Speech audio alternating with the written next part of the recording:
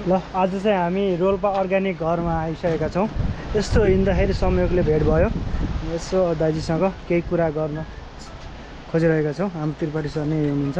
बुवा नमस्ते। नमस्ते हजुर। हजुरले यहाँ अर्ग्यानिक खरिद्नुहुन्छ गाउँबाट होइन? हजुर मैले अर्ग्यानिक नै खरिद्छु। अब हुनस् त तलबाट आउँछ, मैले जुन छ त्यही दिनुपर्छ होइन। हजुर यो हाम्रो स्थानीय उत्पादन हो। आजभोलि सिजन अफ भएको हुनाले सिद्धिएको छ। अब हाम्रो सिजनमा सिस्नोको पाउडर आउँछ, अनि यो सिमी आउँछ। यो चाहिँ हाम्रो 9 महिनाको पाक्छ यहाँ। आज थबाङतिर, रोल्पाको थबाङ भनेको विकट बस्ती हो, जहाँ त्यहाँ आजभोलि मकै र सिमी रोपाइ भइसक्यो। त्यो कात्तिकमा पाक्छ। अनि तपाईँले यो बुझ्नाले अर्ग्यानिक भने चाहिँ लङ टाइम घाम पानी खाएको चिज नै एउटा पौष्टिकताले भरपुर हुन्छ। छोटो समयमा उत्पादन गरेको चिजमा त्यति शक्ति आएको हुँदैन। यसैले हाम्रो यहाँ यिनीहरू भाँगोहरू भनौँ, अचार चटनी यो भाँगो हो। यो अब सिमीहरू अलिक धेरै प्रकारको छ। यो छ अलिक मिक्स छ। त्यसलाई अब घिउ सिमी भन्छ। अनि परम्पराको सिमीहरू त खास गरी आज कालो मात्रै हुन्थ्यो होइन। अहिले अब आधुनिकको नाउँमा अलिक बिउहरू भइरहेछ कि त्यो के भन्छ, अब ठाउँ ठाउँबाट ल्याउँछन्। त्यसको अब के भन्छ मैले भन्न मिलाउन सकेन। अब त्यसको कर्सिङ भएर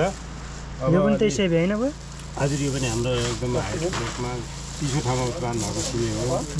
अब योभन्दा अरू पनि थियो। अहिलेलाई अलिकति यो चाहिँ यो जङ्गलको रुखमा पाइन्छ। रुखको एउटा हो, यो पौष्टिकता हुन्छ भन्ने छ। तर चाइनातिर लैजान्छन् व्यापारीहरूले अनि जडीबुटी व्यापारीहरूले। तर यसको हामीले पनि यो पाउडर बनाएर खाँदा शक्ति, ताकत, ऊर्जा, शक्तिमा इनर्जी दिन्छ भन्ने छ। अब के हो, तर मैले पनि 2-4वटा खाँदाखेरि राम्रै भएको महसुस गर्छु। मैले चपाउँछु। यो कसरी यतिको चपाएर खाने भयो? मैले त चपाएर खान्छु। अब खै अब यो बारेमा हामीलाई देखेन। यो कुनै तपाईँहरू मार्फत अनलाइनमा गएमा यसको खाने तरिका पनि सिकाइदिनु हुन्थ्यो कि भन्ने हो। खास गरी हाम्रोतिर त स्थानीय भाषामा यो चुच्चे भनेर भन्छन्। ल यो चाहिँ कमेन्ट गरिदिनु ल, हजुरलाई थाहा भएकोले यो के गर्छन् खास चुच्चे भनेर चिन्नुहुन्छ चाहिँ हो। यो चाहिँ अब यसरी चिनिरहेछन्। अब अरू हाम्रोमा पाउने भनेको के पाउँछ हजुर? यहाँ हाम्रो सिजन अनुसार फापर पाउँछ, कोदो पाउँछ, अनि मकै पाउँछ। त्यसपछि जौहरू र अरू अब जस्तो आलुहरू भनौँ लोकल, अब त्यो हाम्रो परम्पराका बिउबाट उत्पादन गरिएका। अनि प्रकृतिमै पाइने सिस्नो नै बढी पाउँछ बढी पाउँछ। अनि त्यो धाई भएको, झुस भएको, त्यसलाई नै पौष्टिकता मानिन्छ। अनि त्यो झुसको छ भने त्यस्तो बढीलाई टेस्टी हुँदैन, त्यो खालको पाउँछ। अनि यसो भयो भने सर यसो आएर मेरो यसो ल्याइदिनु भयो, हजुरलाई पनि अब यो परिचय गराइदिनु होला र हाम्रो यहाँका किसानलाई उत्पादन गर्ने प्रेरणा दिनु होला भन्ने पनि अनुरोध गर्छु। किनकि यो जति गरे पनि पहाड हाइटको चिज नै बढी गुणस्तरीय हुन्छ र पौष्टिकता हुन्छ। जुन यसको खानपानले हाम्रो शारीरिक इनर्जी पनि बढाउन सक्छ।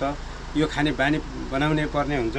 यसैले मैले यस्तैतिर प्रेरणा दिने काम पनि गरिरहेको छु र यो उत्पादनमा एकदम उत्पादन गर भनिरहेकै छु।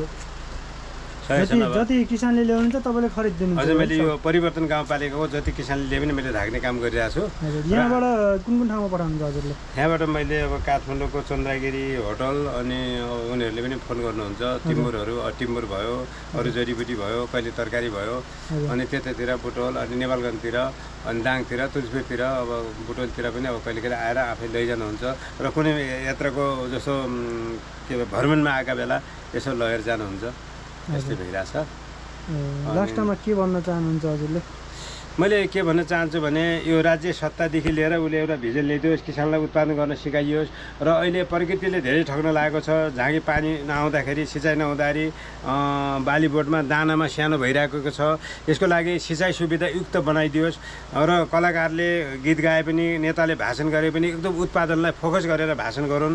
कलाकारले पनि एकदम उत्पादन र हाम्रो एउटा त्यतातिर फोकस गरेर त्यो माध्यमबाट पनि हामीलाई एकदम काम गरौँ, उत्पादन गरौँ भन्ने सिकाउनु भन्न चाहन्छु। म बढी जो उत्पादन भएन भने के खाने किसानले, के खाने मान्छेले त्यसै यस्ता हाम्रो चिजहरू उत्पादनमा बढी सक्रियता दिउन् भन्न चाहन्छु। हजुरले पनि यो मार्फत एकदम उत्पादन गरून् भन्ने प्रेरणा दिनु होला भन्ने अनुरोध गर्न चाहन्छु। र यो फेरि उत्पादन भएको चिजलाई अब त्यसलाई सप्लाई गरिदिने, चलाइदिने पनि गर्नु होला। नत्र भने फेरि मान्छेहरू निराश हुन्छन्। जसको उत्पादन गर्यो अनि बिक्री भएन भने पनि निराश हुन्छन्। बिक्रीको वातावरण बनाउनुपर्छ भन्ने लाग्छ। यो तपाईँहरूले यसरी आएर ल्याइदिनु भयो भने सायद राम्रै नै होला भन्ने लागिरहेछ। हजुर, हस्, धन्यवाद। हस् त हजुरले हाम्रो यहाँ सुनाएर एउटा ल्याइदिनु भयो तपाईँलाई पनि धन्यवाद छ र आगामी दिनमा आउँदै र यसो हाम्रो यो अनलाइन मार्फत अनि यहाँको चिजको महत्त्व बढाइदिनु होला भन्ने अनुरोध गर्दै म पनि बिदा हुन्छु हस् त नमस्कार